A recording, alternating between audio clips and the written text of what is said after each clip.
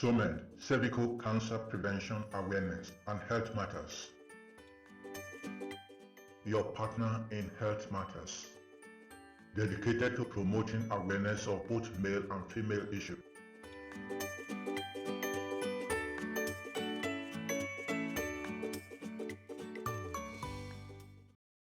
Hello everyone and welcome to my channel. My name is 𝐦𝐤𝐤𝐿, and in my previous videos I talked about cancers of the vulva and vagina, and I made a lot of references to HPV as a risk factor to this disease.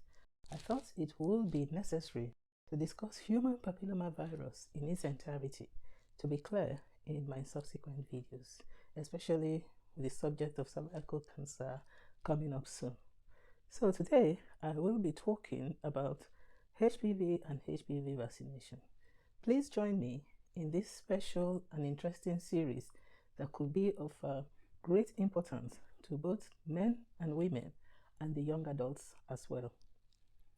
Human papillomaviruses, HPVs, are double-stranded DNA viruses that affect the skin and moist membranes of the body, such as the cervix, anus, mouth, and throat. The virus is highly contagious and spreads through skin-to-skin contact, most easily via sexual activities, including sexual contact without penile penetrations of the vagina, anus, and mouth. HPV is not transmitted through bodily fluids like semen and saliva. Men who have never been engaged in sexual contact or sexual intercourse are still at risk for acquiring HPV, as the virus can be transmitted to male virgins through non-penetrative sexual behaviors like hand-to-genital contact or genital-to-genital contact. HPV is quite common, and about 80% of people will be infected with it at some point in their lives. The virus is prevalent in teenagers with a peak at about age 25. There is no cure for HPV, but the body with a competent immune system has the capability to get rid of the infection. HPV virus can also lie inactive inside the body for up to 20 years. So if you've had a long-term partner and you just discovered you have HPV infection, it is not an indication that anyone has been unfaithful. There are over 150 subtypes of HPV classified into low-risk HPV and high-risk HPV. Most of these viruses are harmless, but some causes genital warts and others cause changes to cells that could develop into cancer cells. About 15 subtypes of HPV are considered high risk for cancer of the cervix, and these types are detected in 99% of cervical precancerous cells. All high-risk HPVs are associated with cancer of the cervix, vulva, vagina, penis, and anus. These viruses could also cause low-grade or high-grade abnormalities to cells and transform them to precursor of cervical and anogenital cancers.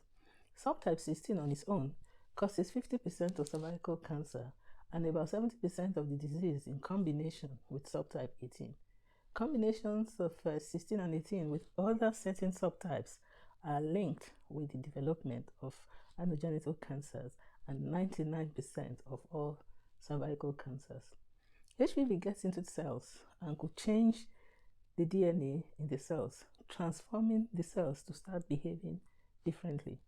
Over time, the affected cells could start to grow out of control, leading to cancer of the cervix. Low-risk HPV subtypes are non-oncogenic or will not cause cancer, but will trigger low-grade cervical abnormalities and anogenital warts.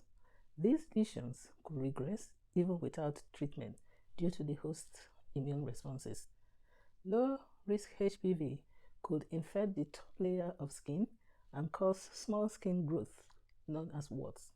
Some warts caused by low-grade or low-risk HPV include plantar warts that are rough, hard growth appearing on the skin or on the sole of the feet, with possibility of growing into the skin because of the infection.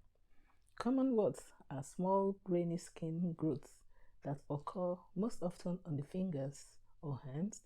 They are usually harmless and eventually disappear on their own, but many people choose to remove them because they find them embarrassing. They are usually, of course, harmless.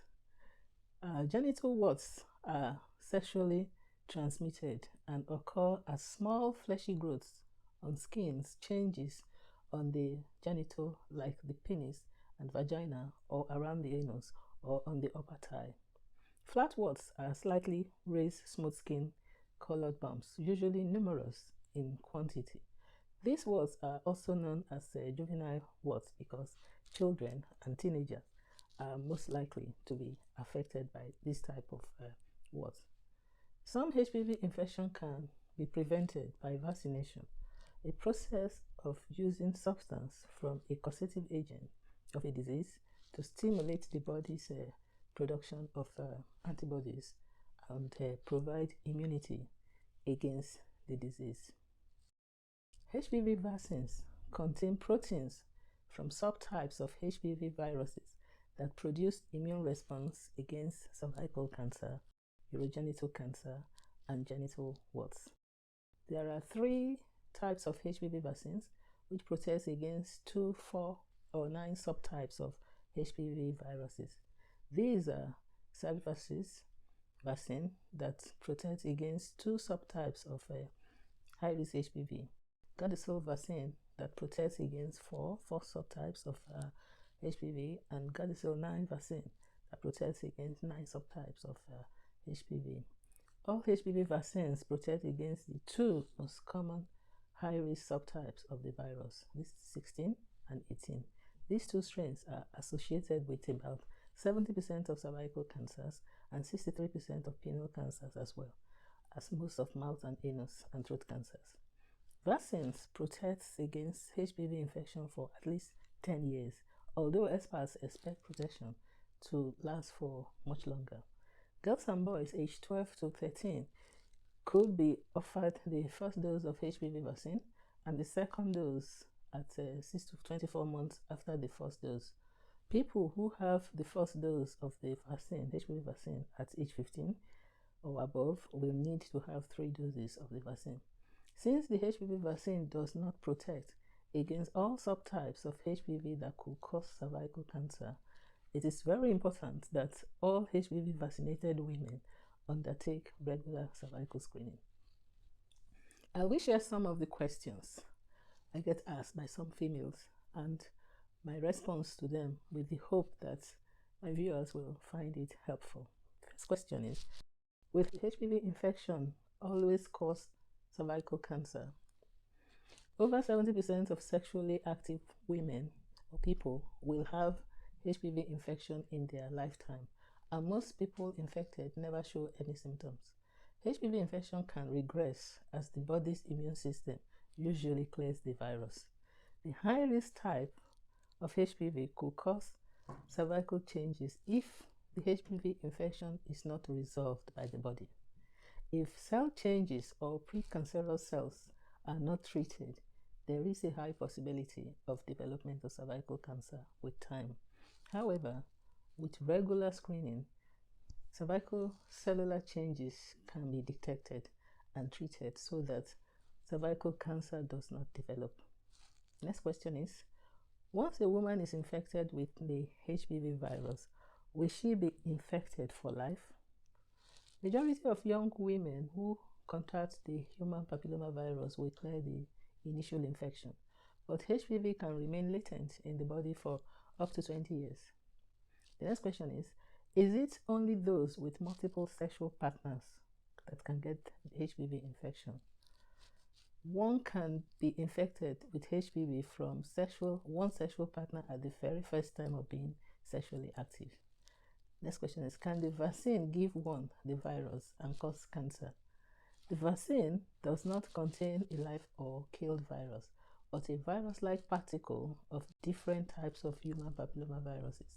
When a vaccine is taken, the body begins to make antibody which fights the real virus when it is exposed to it. A body defense mechanism with an uncompromised immune system could get rid of HPV infection. HPV vaccination is helpful, but does not provide protection for all the strains that cause cervical cancer. Many thanks for watching, and please like and share this video to your friends and family, and I will see you next time when I will be discussing cervical cancer. See you soon.